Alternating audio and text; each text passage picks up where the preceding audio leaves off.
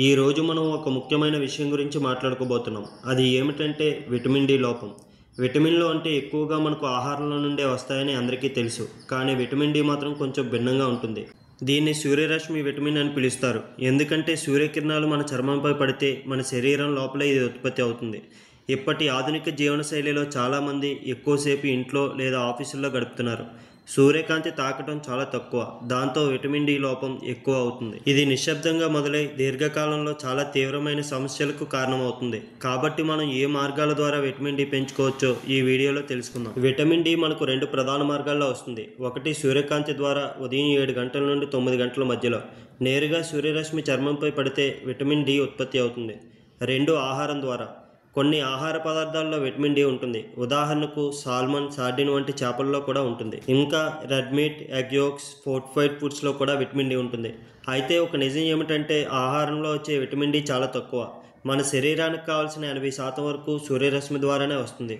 Vitamin D శరీరంలో చేసే పనులు చాలా ముఖ్యమైనవి. విటమిన్ డి లేకపోతే ఎముకలు బలహీనపడతాయి. చిన్నపిల్లల్లో ఎముకలు సరిగ్గా పెరగటానికి విటమిన్ డి చాలా అవసరం. వయస్సు పెరిగే కొద్దీ ఎముకలు పలచబడకుండా కాపాడేది ఇదే.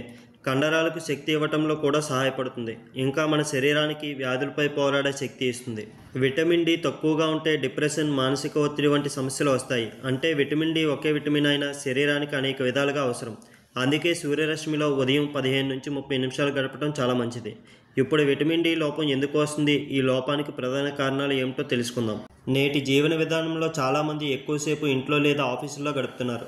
ఇది విటమిన్ డి లోపానికి ప్రధాన కారణం.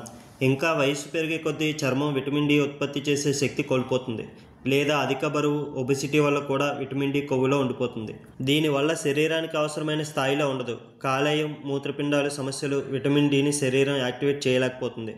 విటమిన్ డి తక్కువైతే కొన్ని సమస్యలు వస్తాయి. పిల్లల్లో రికెట్స్ అంటే కాళ్ళు వంగిపోవటం, ఎముకలు బలహీనంగా పెరగటం, పెద్దల్లో ఆస్టియోమలేషియా ఎముకలకు నొప్పి, బలహీనత చేకూరుస్తుంది. వృద్ధుల్లో ఆస్టియోపోరోసిస్ చిన్న గాయమైన ఎముకలు విరిగిపోవటం వంటివి జరుగుతాయి. ఇంకా కండరాల బలహీనత, కుర్చీ నుంచి లేవలేకపోవటం, మెట్లు ఎక్కటానికి ఇబ్బంది, శరీర నొప్పులు, తరచూ జలుబు, ఇతర ఇన్ఫెక్షన్లు రావటం, మానసిక సమస్యలు, డిప్రెషన్, ఆందోళన వంటివి. దీర్ఘకాలిక వ్యాధులు అంటే మధుమేహం, గుండె సంబంధిత వ్యాధులు విటమిన్ డి లోపం కారణంగా అవుతుందని పరిశోధనలు చెబుతున్నాయి. అందుకే దీన్ని చిన్న సమస్యగా తీసుకోవడం సరైనది కాదు. దీనికి నివారణ, పరిష్కారం చాలా సులభం. ప్రతిరోజు సూర్యరశ్మిలో నడవాలి. సమతుల ఆహారం అంటే చేపలు, గుడ్లు, పాలు, సిరియల్స్ వంటివి తీసుకోండి. డాక్టర్ సూచనలతో విటమిన్ డి టాబ్లెట్లు వాడండి. మీ జీవన శైలిలో కొన్ని మార్పులు చేయండి. ఉదాహరణకి వ్యాయామం, ఎక్సర్సైజ్ వంటివి చేయండి. గమనించాల్సిన విషయం ఏమిటంటే విటమిన్ డి ఎక్కువగా తీసుకున్నా హానికరం. కాబట్టి స్వయంగా టాబ్లెట్స్ వంటివి తీసుకోవద్దు. ముందుగా రక్త పరీక్ష చేసి డాక్టర్ సలహా తీసుకోవాలి. మీరు మరిన్ని కొత్త విషయాలు తెలుసుకోవాలంటే మా ఛానల్ను లైక్ చేయండి, షేర్ చేయండి, సబ్స్క్రైబ్ చేయండి.